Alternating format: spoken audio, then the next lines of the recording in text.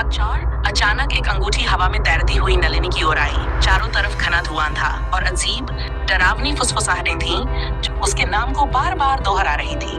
मंडप के ठीक बीच में, जहां कुछ देर पहले रस्म हुई थी, अब वीर की एक लटकती हुई झिलमिलाती परछाई दिखाई दी।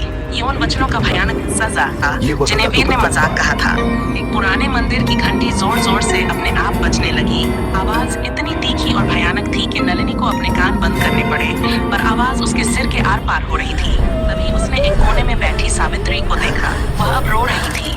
जमीन पर टूटी हुई लाल चूड़ियां बिखरी थीं, जैसे वह अपने शापित विवाह को याद कर रही हो। अचानक धुंध और कोहरे में कई और भूत दुल्हनें प्रकट हुई और नलिनी को चारों तरफ से घेर लिया। पंडित वेदनाथ कांपते हुए चीखते हुए पीछे की ओर गिर रहे थे। उनके हाथ से मंत्रों की प्राचीन किताब हवा में उड़ गई और उसके पन्ने बेतरतीब ढंग से बिखर गए। डर का खेल अब हर किसी पर हावी हो रहा था। मंडप से लेकर नलिनी के कमरे तक जमीन पर खून के बहुत बहुत बड़े पैरों के निशान बन गए थे, जैसे कोई भयानक चीज उनका पीछा कर रही हो। नलिनी ने हिम्मत करके अपने कमरे में एक आखिरी दिया जलाया। दिए की छोटी सी लौ में उसने देखा कि चारों ओर की परछाइयां श्राप और अपशब्द फुसफुसा रही थीं। अचानक दिया बुझ गया और सब कुछ अंधेरे में डूब गया। बस सिंदूर की डिब्बी, जिसे वह अपने विवाह के लिए लाई थी, कमरे के अंधेरे में भयावह रूप से लाल चमक रही थी। उसी लाल चमक में कमरे के बीचों बीच वीर की लटकती हुई लाश की परछाई दीवार पर दिखाई दी।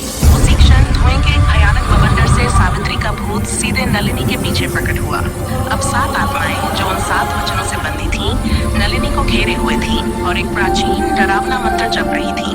नलिनी घुटनों के बल जलते हुए मंडप के सामने हाथ जोड़कर रो रही थी। उसे पता था कि अब कोई बचाव नहीं। उसके पीछे वे सभी भूत दुल्हनें खड़ी थीं। उनका बदला पूरा होने वाला था। धुंध में चमकती आंखें और डरावनी आवाज गूंजती है, अब तुम्हारी बारी है। वचन तोड़ोगे तो कीमत चुकानी होगी। खेल खत्म नहीं हुआ है। और हाँ, कहानी पसंद आई हो तो लाइक, शेयर और सब्सक्राइब जरूर करें। धन्यवाद।